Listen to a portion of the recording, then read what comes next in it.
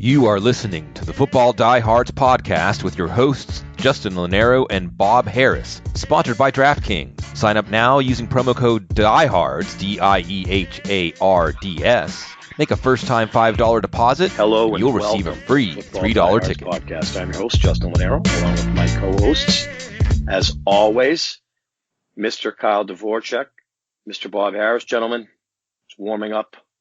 We are in mid-August. We'll call it mid-August. Things are coming at us quick. We hope that there's going to be football. It looks like there's going to be football. I think we're all kind of going one day at a time, including the doctors and scientists. But as fans, as people that do this type of work, we would like to see some football for more reasons than one. I think for me, mostly it's my sanity, and it's something that we love. I can't imagine life without football. Mr. Harris, what is good in Albuquerque? So the news in general today on the COVID is pretty good. I think after the Packers made a couple of roster moves, there are 9 guys on the reserve COVID list, and the testing has been going to, they've done like 42,000 tests. There's a new saliva test. Dr. Alan Sills is talking about how that's going to be a little bit of a game changer in terms of, or it's certainly promising. The NBA kind of funded, and the NBA players funded, and Yale worked together and came up with this test that may be good for all of us, right? So, and especially for these kind of situations. But the NFL has been testing. If you've been watching HBO's Hard Knocks, you see the links they're going to. You see GPS monitors on everybody, so they have contact information. They know everything about everybody and who you've been in, close enough to impact, all these things. I think the league had a lot more on the ball on this than maybe people thought, or maybe it was being put out there as the players and, the public forum of the negotiations were, trying to, everyone was trying to gain a little edge. And I think in the end, when the emotions die down and they get down to business, everyone seems to realize, and the players seem to realize that, they have a stake in this. And I think that's the thing. If the players buy in and people behave, baseball has maybe taught them that lesson, that everyone's got to do the right thing. So I'm optimistic. There are a lot of hurdles to overcome. Travel will be an issue. Little talk today. Sean Payton floated the idea of we get to the postseason, maybe we want to play in a bubble. We've seen hockey and basketball, fare reasonably well with that. So that's something the league is open to. The league, Roger Goodell, there's a committee being formed of outside experts that will help advise him on whether games need to be canceled or things need to be rolled back or changes need to be made to the schedule. So, I go back to I don't know if you guys remember, this was probably April or so, right around draft time, when clearly they were going to go ahead with the draft. And the reporting was Roger Goodell sat everyone down and said, look, man, hope is not a strategy. I want plans. And they reportedly put together plans for every eventuality. So obviously that's very difficult, but they seem to be dead on track. And I think Kyle Dvorchak is almost certain they're going to play, right? Yeah, I feel pretty confident that we will both get an NFL season and a 17 for the regular season, a 16-game, 17-week regular season. It wouldn't absolutely surprise me if we see something like one team is forced to cancel a game here or there. Right. I think you have to at least, keep that in the back of your mind that could happen. I'm not, things are going really well. I hate being optimistic scares me because it's only a recipe for being let down. But unfortunately, I am pretty optimistic, close to 100% that we get some semblance of a normal NFL season in terms of just getting close to, what is, how many games are in an NFL season? 256.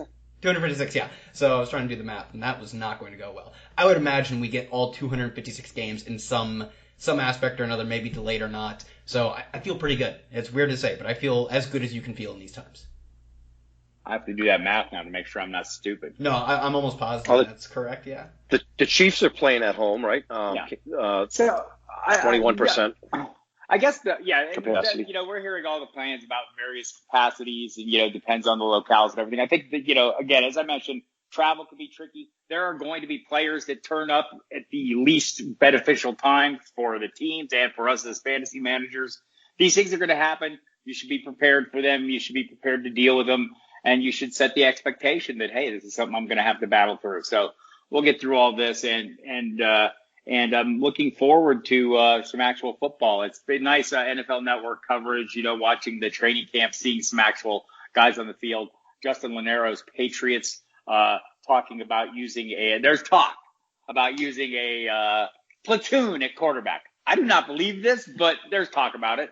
And Bill Belichick said he would consider it. This has all been cooked up basically by Mike Reese, who is very well connected, and I'm sure he didn't cook it up without some input from people, but you heard the players talk about it.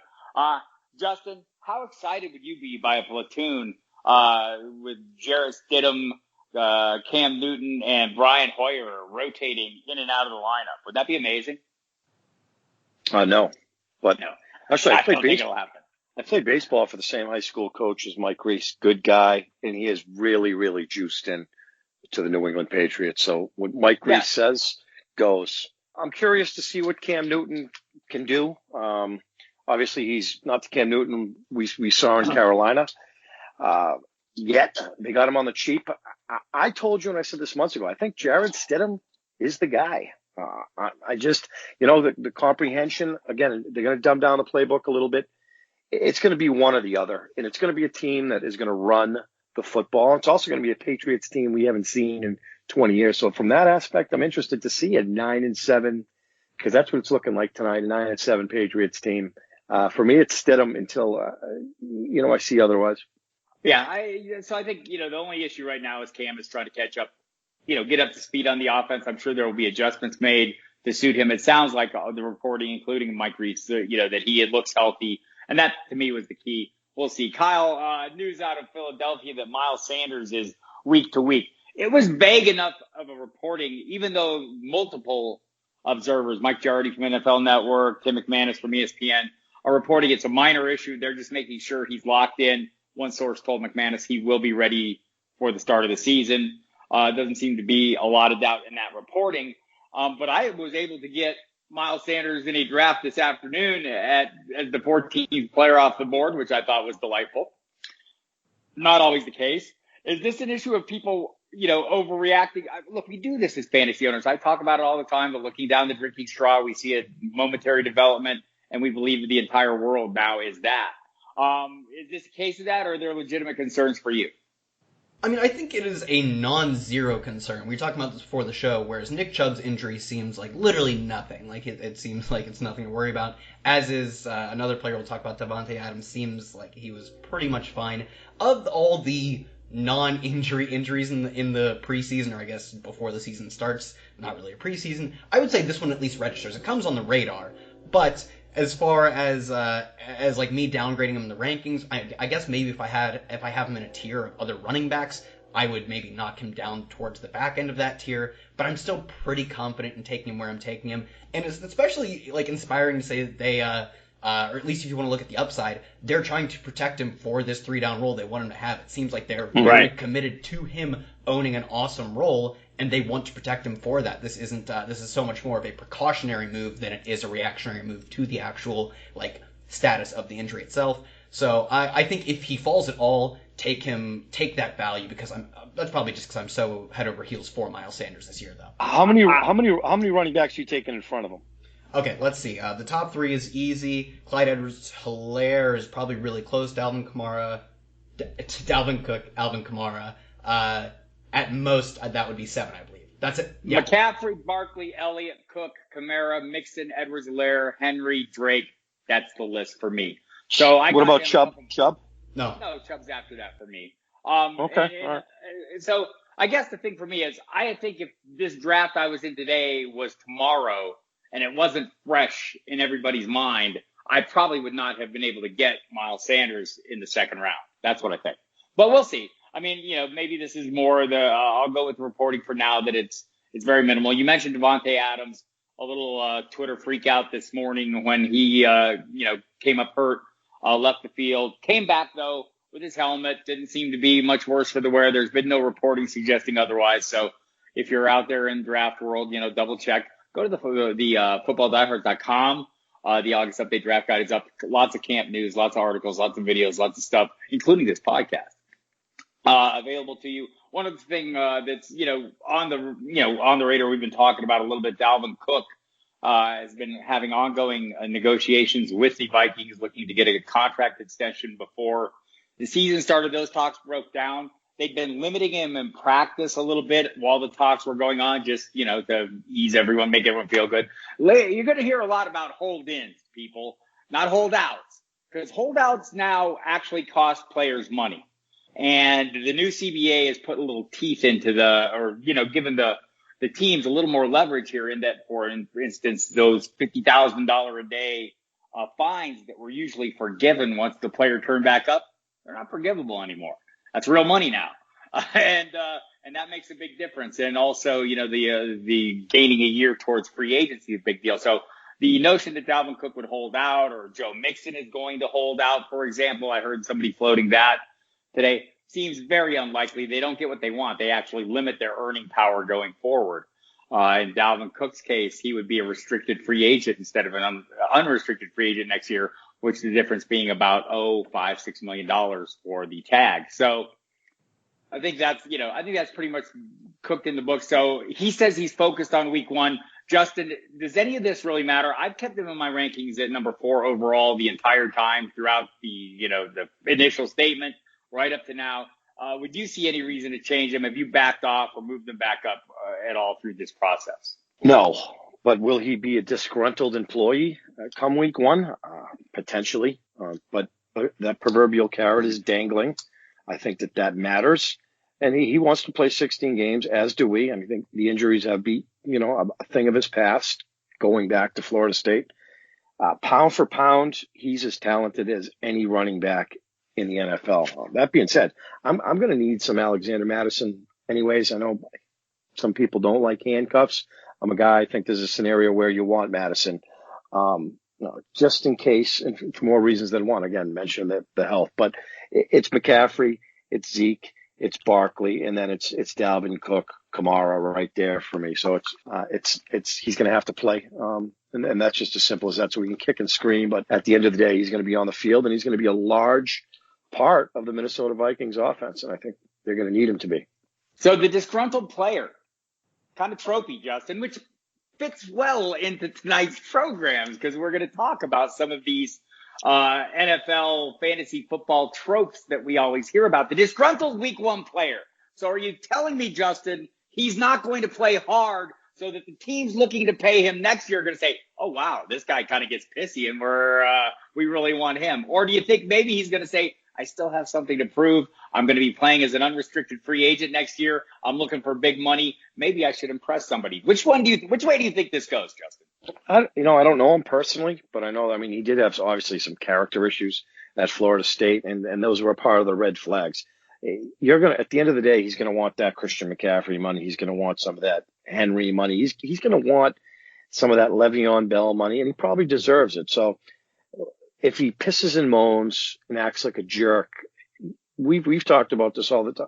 We have, some of these guys. We call it going Lonero on us. Yeah, well, right. But we see, they're being watched. And you don't want to be a liability for a team as far as a head case. And we're seeing these guys like Zeke is no perfect citizen.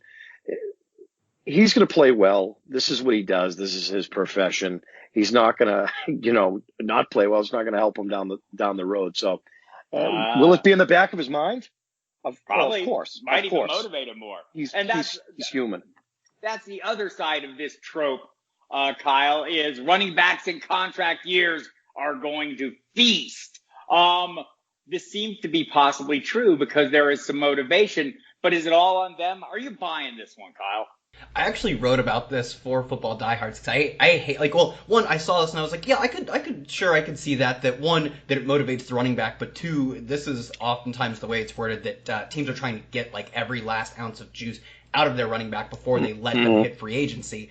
And I think on the surface level that makes sense, but one, when you dig into the numbers, it's not true. Running backs compared to the season before their final season, if they end up hitting free agency and making it, even if they make a decent amount of money, you say the good running backs, the guys that are actually coveted on the market, $3 million a year, even $5 million a year, this holds true because guys don't typically hit the market and make more than that. Le'Veon Bells are kind of rare. But the guys that hit free agency and make money, they don't do well in their final season with their team. They get less receptions, they get less rushes. Because this shouldn't surprise anybody. This makes it's so obvious when you just think about it for more than a few seconds. If a running back is going to hit free agency, it's probably because his team doesn't want him. Teams basically have all of the ability to keep players on their roster. We look at teams like the Saints, they can keep anybody they actually want. They're negative cap every year, and they just find ways to make the NFL cap not look real. If a team wants a player, it is currently on their roster, they're almost always able to keep them. If they don't keep them, that means they don't want them. Why would they use a player more that they don't want? And the numbers bear that out. So Leonard Fournette's probably the easiest one to look at this year, and he got a ton of volume last year, and even if it comes down, he will be probably a top 5 to 10 used back. But simply saying that they're going to try to get all this juice out of him in his final year, literally the numbers just don't bear that out, and neither does logic really. So I hate this one. This one rustles my freaking jimmies so bad. An associated one, because, you talked about players, getting to stick around. One of the things that helps teams keep players is having a young quarterback on their rookie contract. Do we have any, Justin? What a rookie quarterback. Rookie quarterbacks always what? They struggle. It's quite a transition. In the case of like Joe Burrow, I think you need to shed some optimism. The offensive line is going to be beefed up. You're getting A.J. Green back. I mean, you have one of the best running backs in the league, and Joe Mixon, who's also hungry for a contract. New coaching staff for the most part. I mean, I like it, but for the most part, it's a wait and see approach based on the team, the offense, how they're going to do. Once in a blue moon, you do have some success, but primarily you stay away. You might get a game or two out of somebody in a spot start, if you will. But, I'm not going there unless it's Joe Burrow. I think he can shine given the talent around him, the offense. They're going to cater to him. Other than saving teams money and making it easier to build talent around their quarterback, is there anything rookie quarterbacks always? What do we count on, Kyle? Is there anything?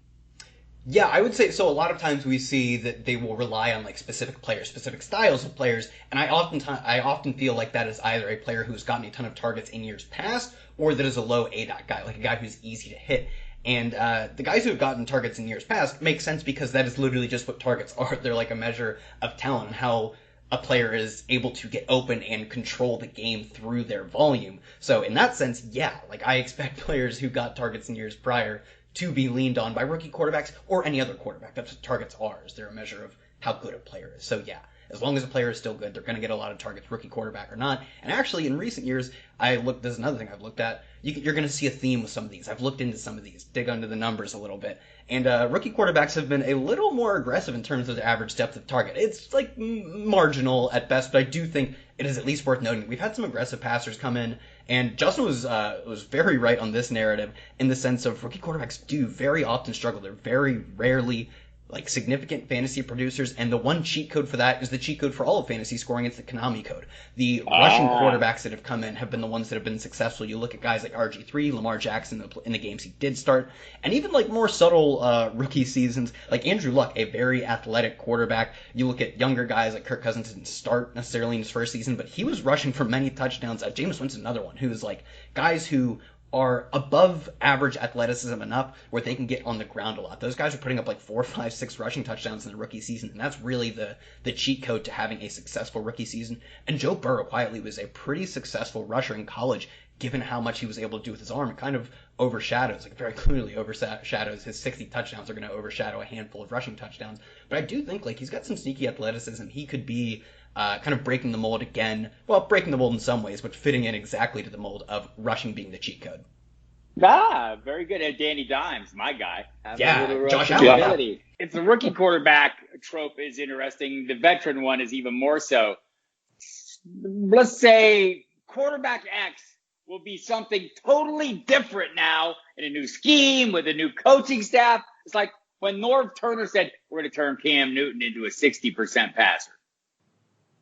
How does this work out, Kyle? Yeah, I mean, I think it is, I would say just simply, we have, probably multiple versions of this for different, different stylistic versions of this.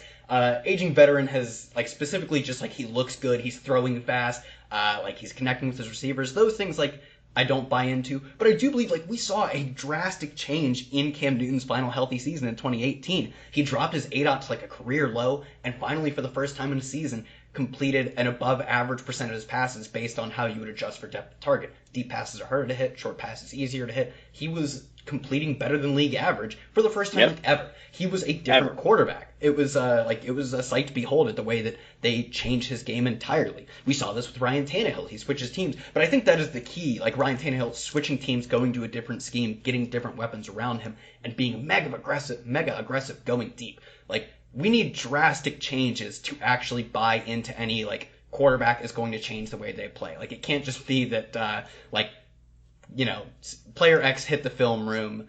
Aaron Rodgers has hit the film room more. He's looking at this thing. He's trying to get the ball to Davante Adams more somehow. Like, those things, those minimal changes I don't really care about. But a quarterback changing teams or getting a drastically different or innovative offensive coordinator. I mean, Jared Goff, like, obviously maybe the best example in the history of the NFL on a quarterback at least appearing like they changed overnight. So it has to have a drastic change in not just going to a different offensive coordinator, but one that we can tell will actually make a difference, like a Sean McVay, I guess head coach and Sean McVay. So for the most part, I'll generally fade this, but I think it's worth noting when a quarterback does have an entire team or philosophy change.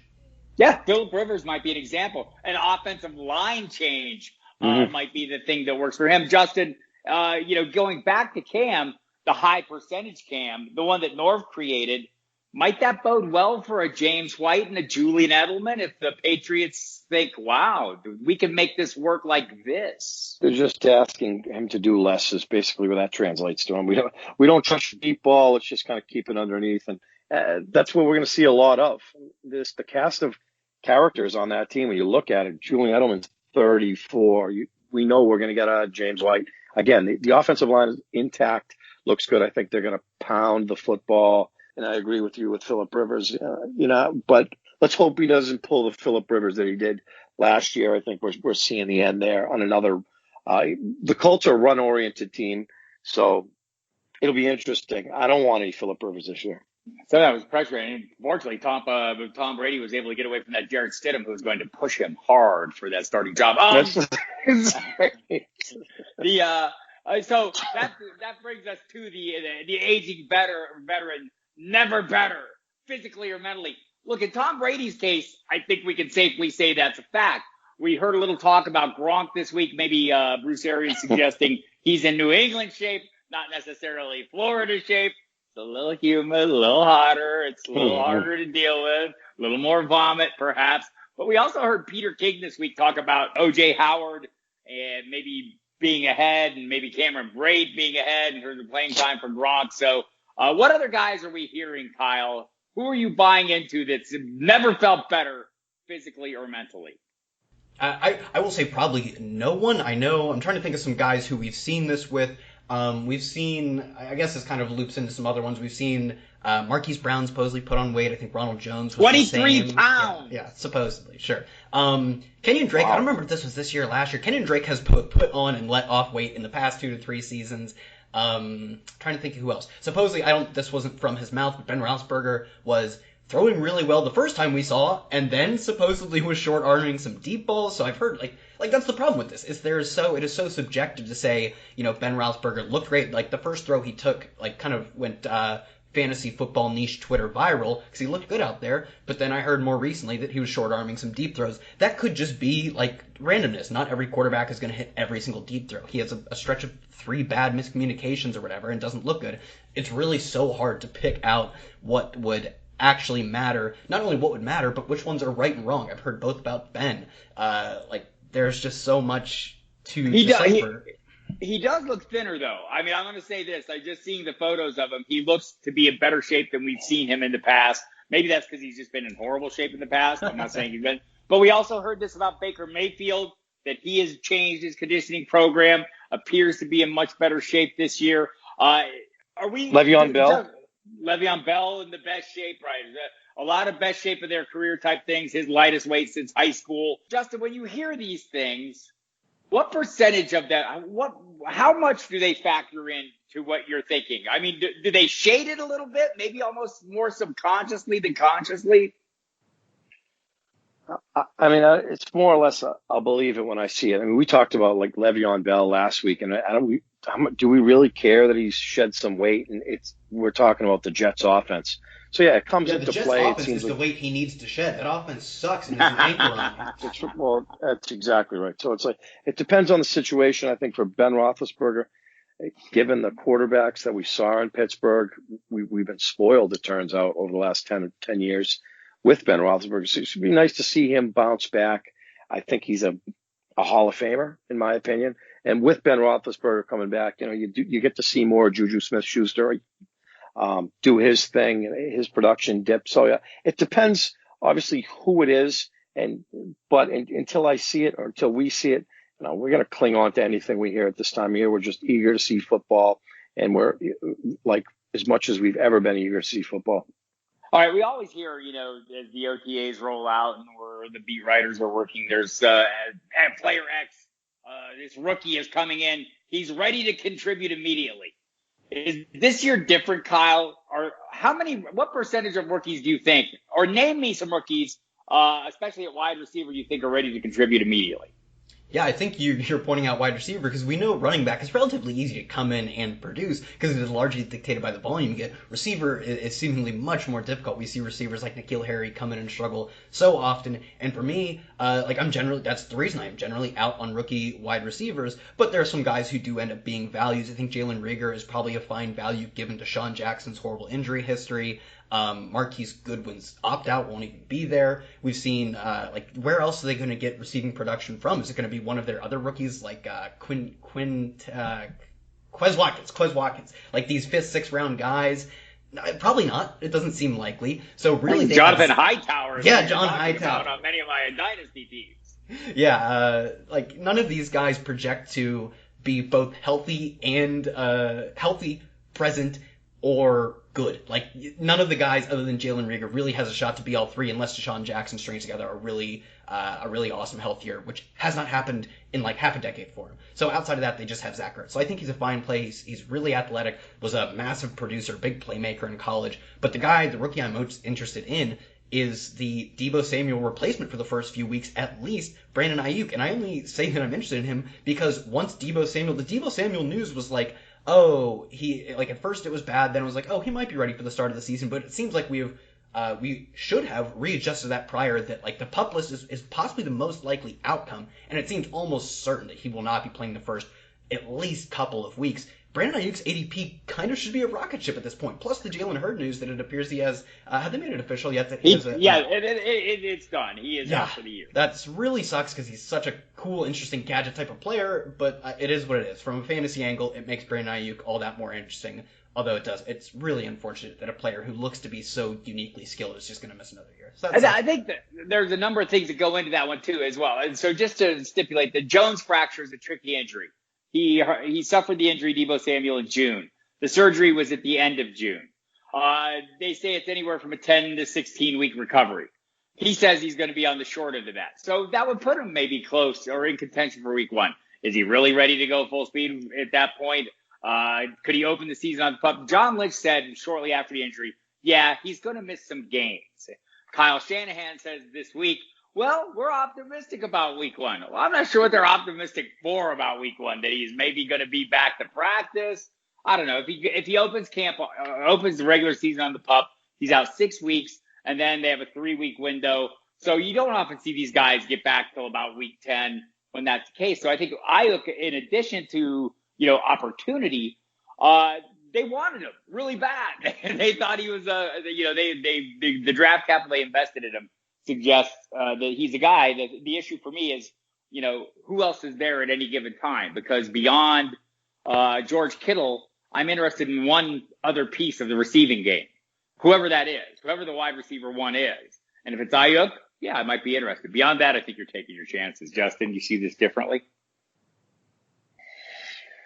Not really. I mean, I'm not sold on Jimmy Garoppolo. I think it's George Kittle, and you move on. I mean, out is Emmanuel Sanders. I think he could have boded well in San Francisco, but no, it's just not an offense that has. They're going to play defense. They're going to run the football, and some form of platoon there. We talked about that last week. 3-headed monster there. It's George Kittle, and then I move on. I mean, DFS, I'm sure we're going to take stabs at some of these guys, but with Deebo Samuel out, it's discouraging as a fan because I think that the future was bright. I mean, it's kind of like A.J. Brown. I mean, we want to see what he can do this year.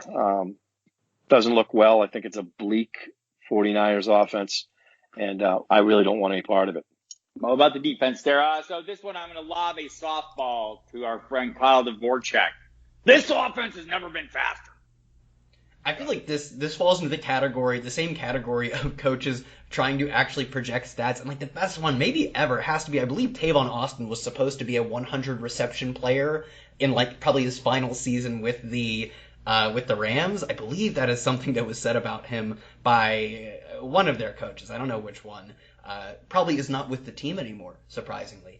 So it's just like coaches don't, they do their job, some of them do their job well, but that doesn't mean they have any feel for how, like, literally how fast in terms of numbers they are playing their offense relative to other teams in the NFL, how many receptions their top receiver is going to get relative to other top receivers in the NFL. They do their job within the narrow confines of their offense, and it might be faster for them or it might not be. And a lot of the time, situation dictates that, like, if you're a bad team, you typically end up playing fast to try and catch up. So it's so much out of their purview in the sense of we want to know as fantasy players how that compares to the rest of the rest of the league, where they don't really, like, that's not something they really need to focus on. They need to focus on optimizing what they have.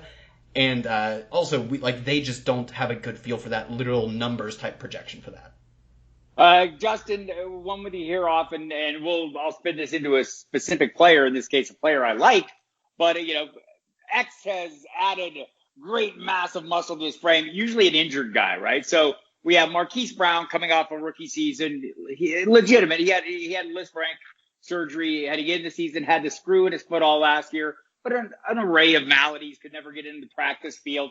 And apparently he finished the season last year at 157 pounds. This year he's 180. 23 pounds of new muscle minus about 6 ounces of screw removed from his foot. I'm kind of bullish on this guy. Am I overdoing it?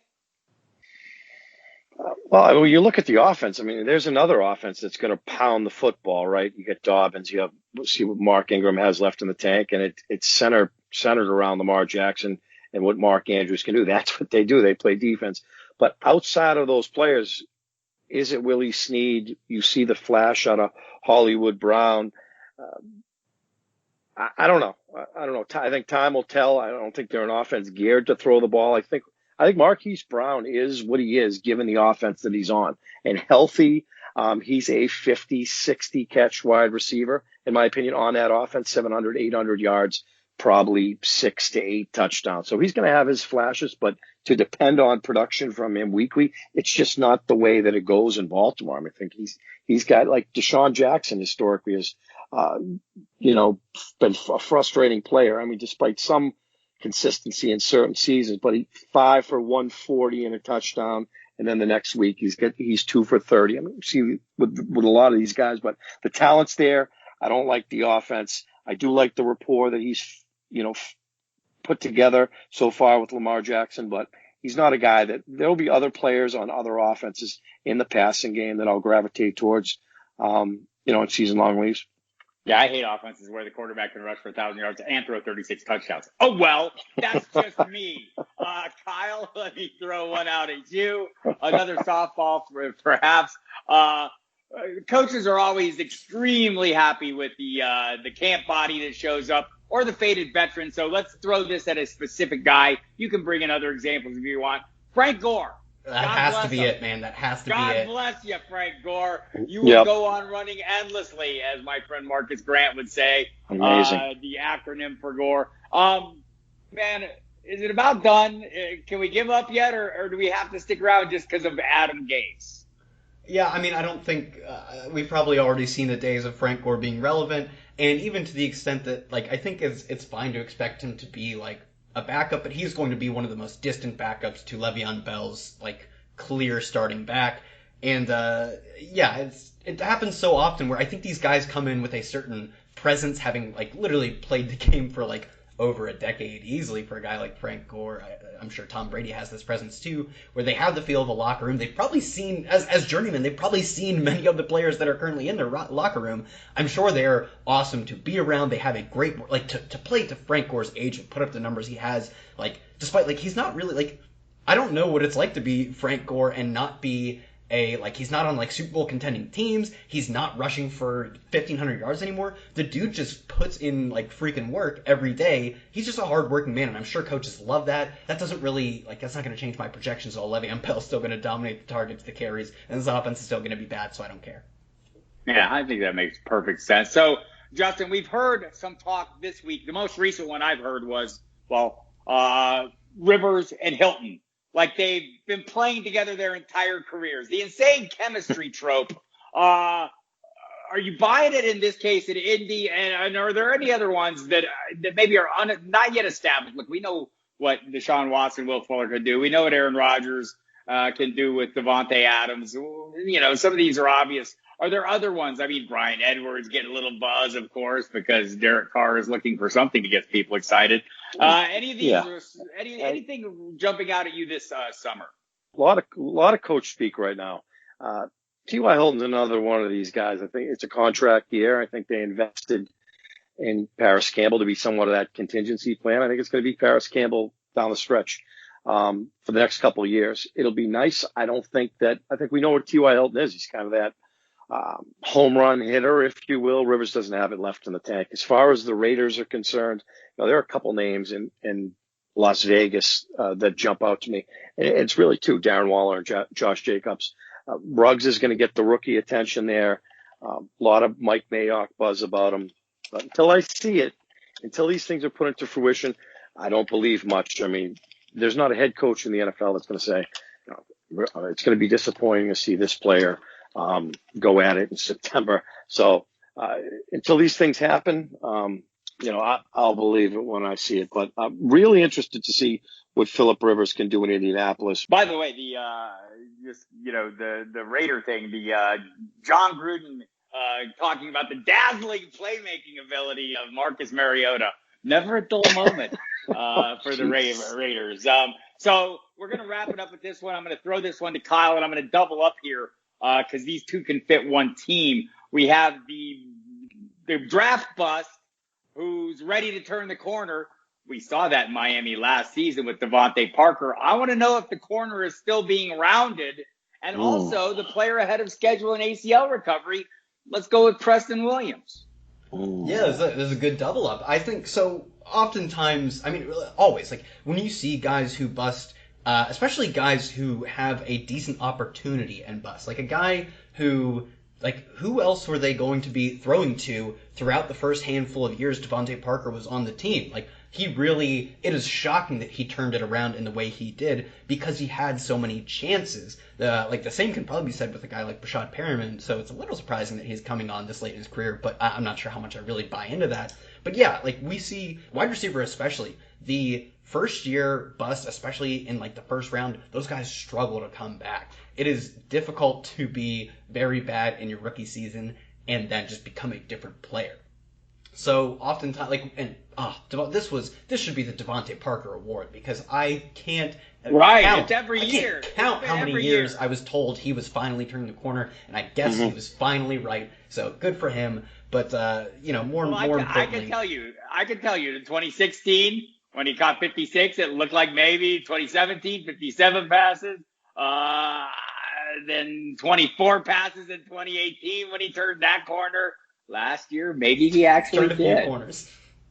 All it takes is Ryan Fitzpatrick. Yeah, but in terms of, I guess, for the next one, generally I'm not buying into. If guys have the opportunity and bust in their first year, probably because they're not very good, not typically buying into them. If they were crowded out by other talented weapons, that is maybe a different story to look into. But generally speaking, I'm just not awfully interested. Looking at you, Damian Harris, Rex Burkhead, truther till I die. And for players ahead of schedule in their ACL recovery, I'm generally of the wait-and-see approach, especially when it looks like they might not be ready for Week 1. Guys who are not ready for Week 1 really struggle. Like you were saying, the timetable for Debo is like Week 10, and that kind of sounds surprising in some way. Like it could be Week 10. That sounds surprising in some way. They're saying he could be ready for Week 1, but if he hits the PUP list, it's going to take him a few weeks to get back into the swing of things after not getting a chance to get live game reps. So it really does. You are just rostering this player who's giving you zeros, and then you don't know if you can play them, and then you play them and they re-injure. It is like the history of guys who enter the season hurt is pretty awful. So if a guy seems fully healthy, like he is not on the injury report going into week 1, maybe it's too late to buy in, or at least if it seems like that's the way, if I have drafts in the final week to 2 weeks before the season starts, I'll buy him there. But otherwise, I'm just generally fading guys who look like they could enter the season hurt. And I'm fading guys with bad phone connections. That would be Justin Lonero, but he did a great job on today's show. There was no Fred Smirlis talk, and I feel really good about that. I had to shower after the last one twice. Anyhow, everybody, we're going to take next week off. We'll be back the following week, so no worries. But hit the website, footballdiehards.com. The August update preseason draft guide is up and running.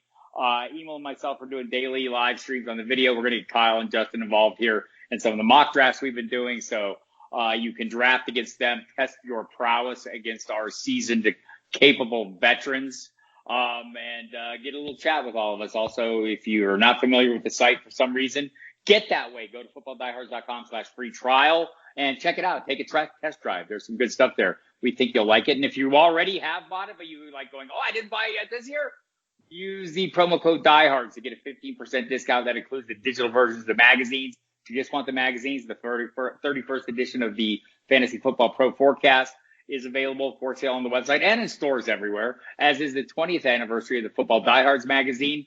No cheat sheet or draft book this year, but they'll be back in full force next year. Meantime, go buy everything up at footballdiehards.com. And, guys, I guess we'll call it a night. I had another trope, but I couldn't think of it. Everybody, thanks for tuning in. Like we said, we'll catch you in 2 weeks. This has been one of my favorite shows. I love talking about these very soft narrative things. So this was a good one. Everybody, thanks for tuning in. You can find me on Twitter at Kyle Tweets Here, Justin Lonero, and Football Diehard.